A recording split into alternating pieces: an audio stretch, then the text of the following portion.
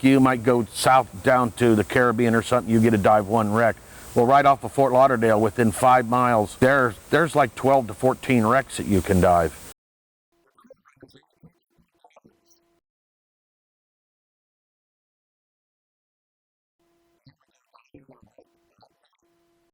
We had a good time, but I guess you'll just have to see the video for that nonsense.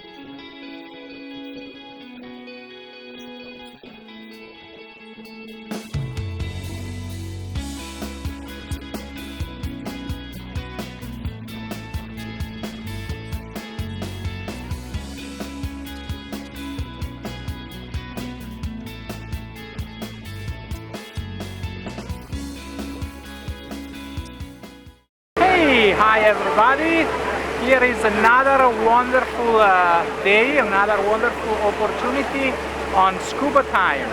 We are planning today to dive 3 wrecks, actually to do 3 dives on 2 wrecks. The first one will be the wreck of the Gematria, one of the oldest here in this area. It sits in about 120, 130 feet of water, and is a beautiful, beautiful wreck.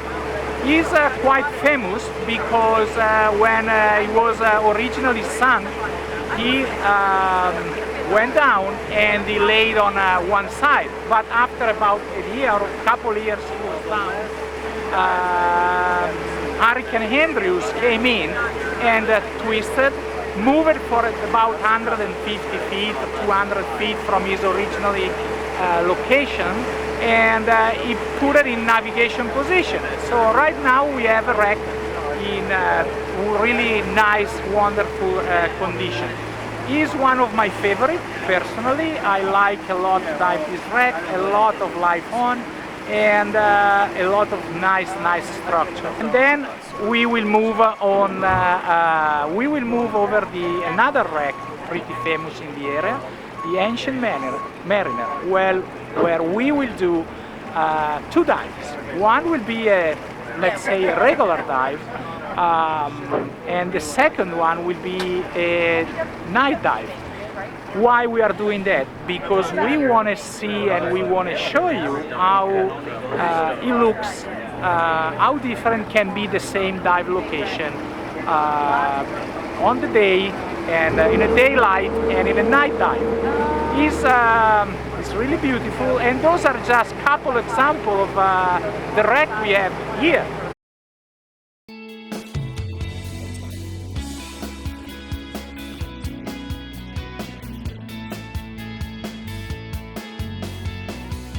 Out on Scubatyme today to do a 3-tank dive, starting with the Gematria, and then what are we doing? Sea Emperor? Looking forward to it. One's a night dive, one's a twilight dive, I'm guessing. So either way, we're doing 3 wrecks. I brought some beer, and afterwards might get wrecked anyway. But looking forward to a beautiful day dive, and the wind's calmed down. It looks like it's going to be nice. Hello, my name is Dive Master Harlan Hoffman, big diver into wrecks and reefs, but looking forward to today's wreck diving for sure. Hi, my name is Tanya Adams. I am a chiropractor delving into the deep ocean to go and do some wreck diving. Last time I did it, I had a great time, looking forward to do it again. And we have a great company of very experienced divers here, so I'm looking forward to having a great time and expand my knowledge and experience in the deep blue Florida Ocean. Hi there, name's John Salick, open water diver, and looking forward to a great wreck dive today. Hello, my name's Tommy Fernandez. I'm a dive instructor. We're going to be doing the Gematria today. It's a wreck at about 130 feet. It's a wonderful wreck. That deep you get to see different species and bigger varieties. I know for a fact there's a school of Atlantic spadefish that I love to go visiting every time I go down there. It's a beautiful day. The wind has calmed down, so we're expecting the ocean to be fairly good. So we're looking forward to this dive. We'll see you in the near future. Time to make the donuts. Amanda told me to say that. My name's John. Looking forward to go do the Gematria today. A lot of great people, a lot of great divers on the boat. It's supposed to be good relief on the wreck. Hopefully get in and do some good dives, get inside, take a look around, and I think we're gonna go do the Ancient Mariner after that, night dive style. It'll be a lot of fun today, so hopefully we'll get to see some good stuff.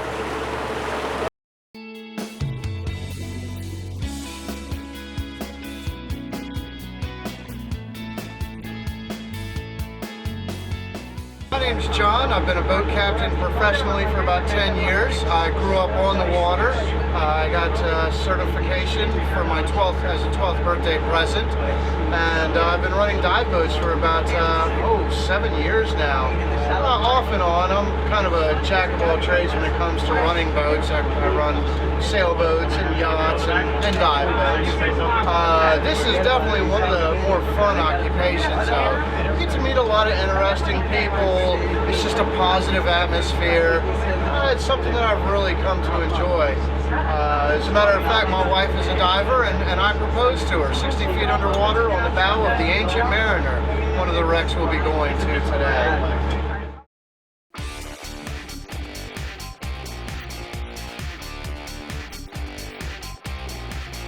We got a great wreck capital that's it's not very well known, but it's one of the best in the country.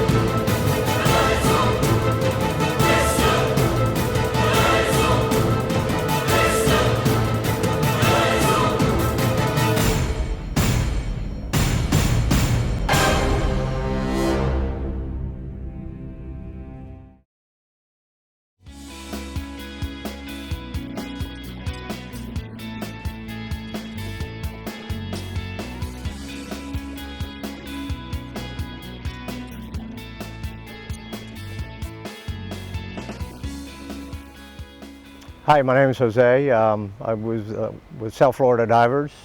We worked on a lot of the ships here in Fort Lauderdale during the era of the Artificial Reef Program, where we put in a lot of work to get a lot of the ships ready for diver. One of them was the Gematria, previously known as the Ponciana, then became Gematria, which we worked on it for a little while. My name's Jeff Kozowski, and we helped clean the Atria. We bought it on the Miami River at auction when it was seized by the government. We did a lot of artificial reefs that way. Jose and I sunk like 12, and any artificial reef off Fort Lauderdale that you swim through a hole, him and I cut it. It was all started by Creator Reef Corporation, and we bought Broward County bought the ships. Creator Reef took over ownership when it came into Port Everglades, And then the South Florida divers, it was our main core group that we could get workers from, so we got unbelievable amount of help from the club on cleaning the wrecks.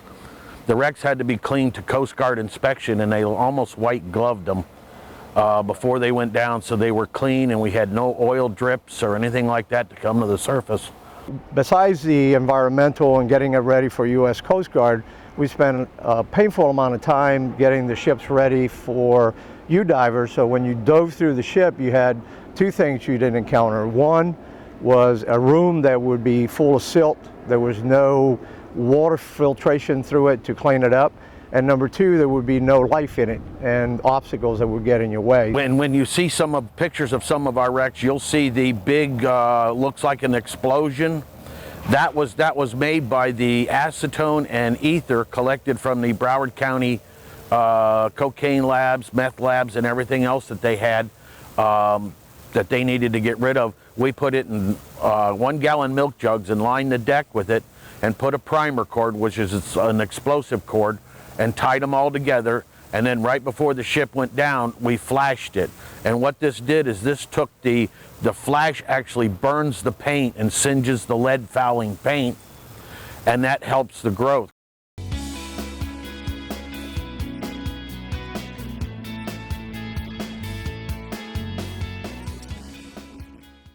Guys, we're tied up near the bow. The current's moving to the north pretty strong. A lot stronger on the surface, however, than on the bottom. Once you guys get down on top of the shipwreck, it's not that bad. It's still moving, but it's not like it is on the surface.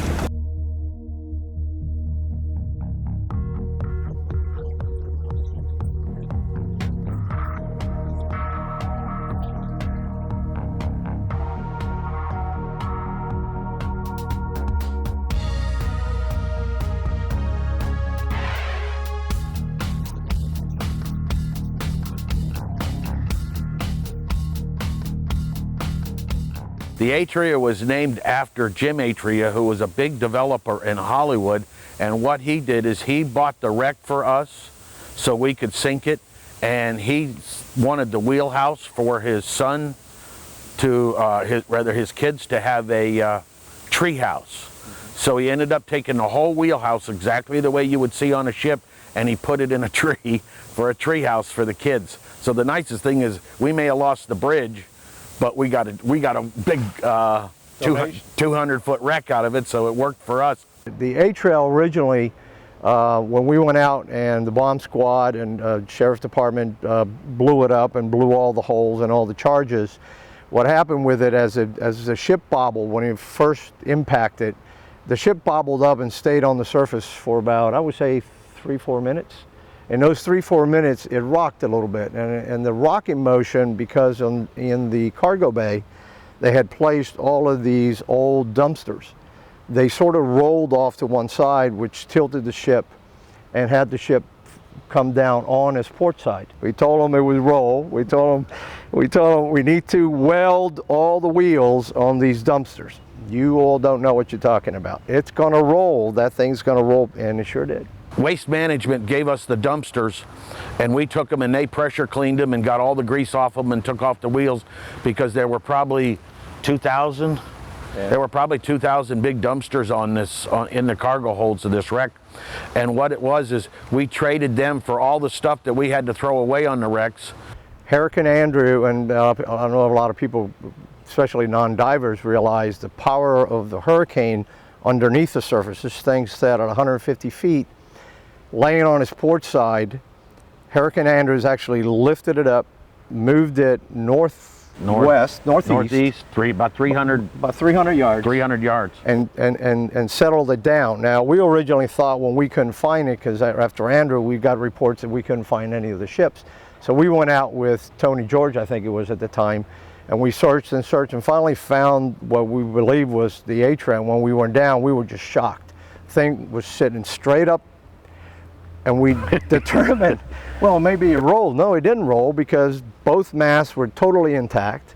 So what that tells us, the force of Andrew actually lifted the ship, moved it, and then we saw at the hull all the settlement as it, almost like it bounced it, and it bounced it in place and secured it, and that's where it sits today. Basically facing northeast, about 300 yards from where we originally put it down. It's kind of an amazing thing. So now, for us it was great because we dove 2 different wrecks, one sideways and one upright. Yeah, and the county was gonna spend a lot of money trying to upright that wreck, and here Mother Nature did it for free, which we really love. The Atria was a little of a test, but it's one of the best dives we have. It's made so you can penetrate it and go through it. We made it so you could go down into the engine room. We got part of the engines open so you could see the pistons and the injectors and all the stuff. It was made so you could go all the way through the wreck and enjoy the wreck and come out at the top and have one of the best wreck dives, which we have some of the best wreck diving off of Fort Lauderdale, because we have close to 20 wrecks off here in diveable waters, which are maybe 1.5 miles off the beach. Very nice, very nice. The current was very heavy, till about 80 feet. It was coming, let me see. The starboard side of the boat was covering the current, so if you hung on the port side, it was very manageable. There was one lionfish that John pointed out to me, and I shot him. Huge jacks, morays, awesome wreck, big Goliath grouper, black grouper, lionfish, shot some lionfish, awesome dive.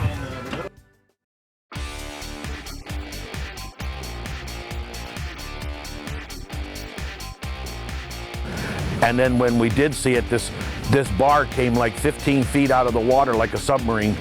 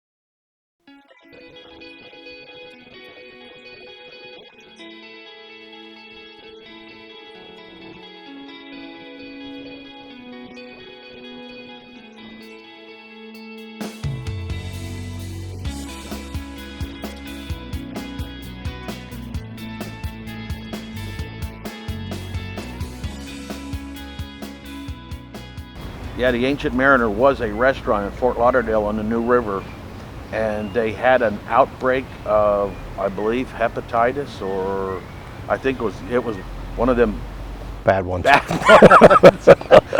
And it's sort of, the restaurant, ended up being one of the food handlers or one of the cooks or something, and they ended up getting a lot of people sick, and they got sued, so the restaurant went in default and then went into bankruptcy. And they owed so much to the county for dockage fees that the county picked it up, and then we went in and cleaned it, and it was a really, really old, thin wreck. We cut as much as we could. We set it on fire about 3 times. We had to actually call the fire department one night, and the 3rd time they came out, they said, if we have to come out one more time, we're gonna cut it and let it loose in the river and let us go down. And when that wreck went down, this mahogany bar that they put in wasn't tied down quite good enough. That's right, it popped eventually. And that mahogany bar tried wanting to come through all that piping that had the canvas from where the people were covered where they ate. This mahogany bar decided to work itself out, and it took this piping, and it looked like you hit it with a bomb. And then when we did see it, this bar came like 15 feet out of the water like a submarine.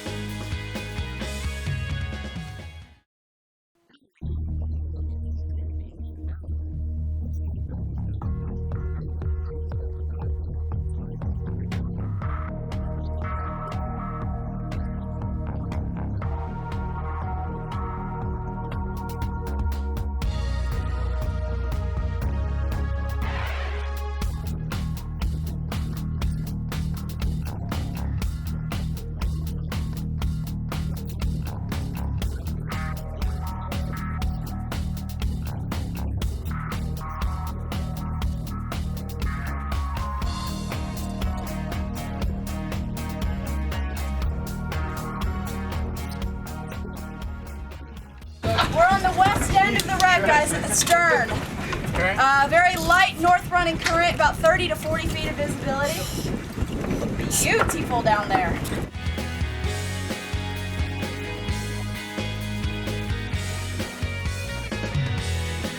Right now we are stern tied. The back of the boat is tied to our wreck line, and that makes it easier for the divers to get off the boat and catch the line.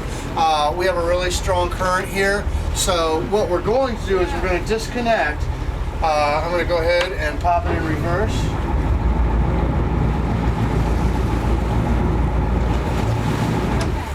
Okay, so my crew has disconnected the line for me, and we're just going to spin around, and I'm going to go from a stern tie to a bow tie, where I tie the front of my boat to the wreck line just out there in the water. The reason we move to a bow tie is so that the boat rides better in the little bit of ocean swell we got here. And it will be nice and simple for the divers to come up and drift down the side of the boat, and then we'll have a tag line off the back they can grab onto and pull themselves to the swim platform.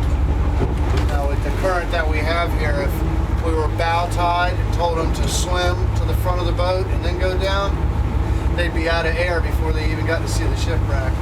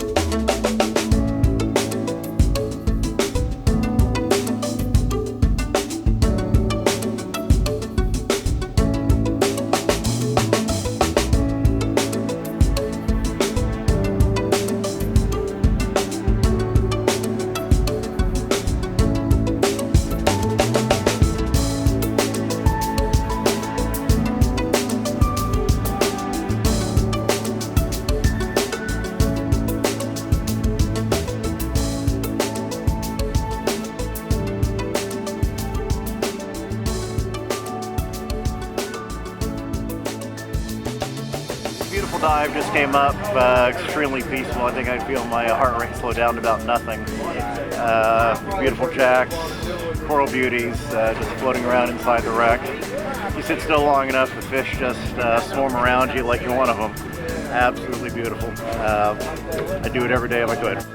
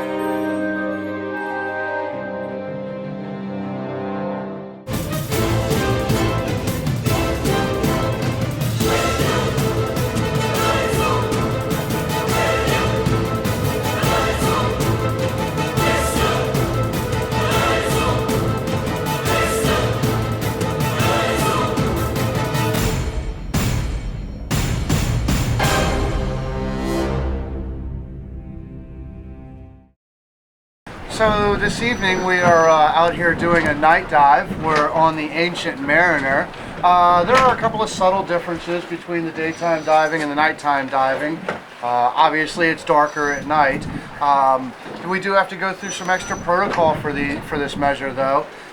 We give all the divers, they get the little chem lights, the glow sticks that go on the back of their tanks.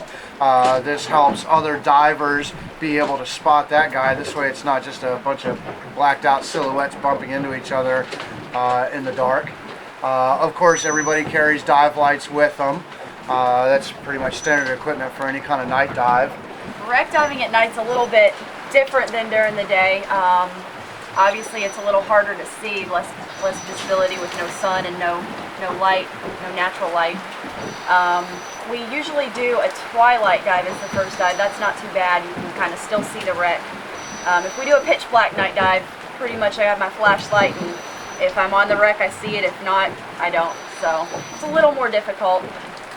We put glow sticks on the wreck line as well, so the divers can see. I usually put 3 glow sticks so they can see kind of the base, the middle, and then near the safety stop. There's also a wide variety of things that you see at night that you don't see during the daytime.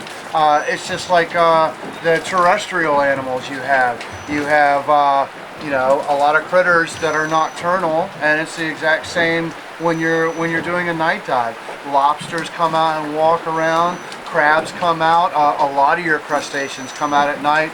Octopus are out to hunt. I've seen sharks and stuff at night. That's always a real thrill. I think my favorite was probably an 8-foot bull shark. What was your favorite? I like the octopus, I gotta say. The octopus are pretty cool at night. They're out hunting, they crawl along the shipwreck. They're so neat. You don't see them during the day very often.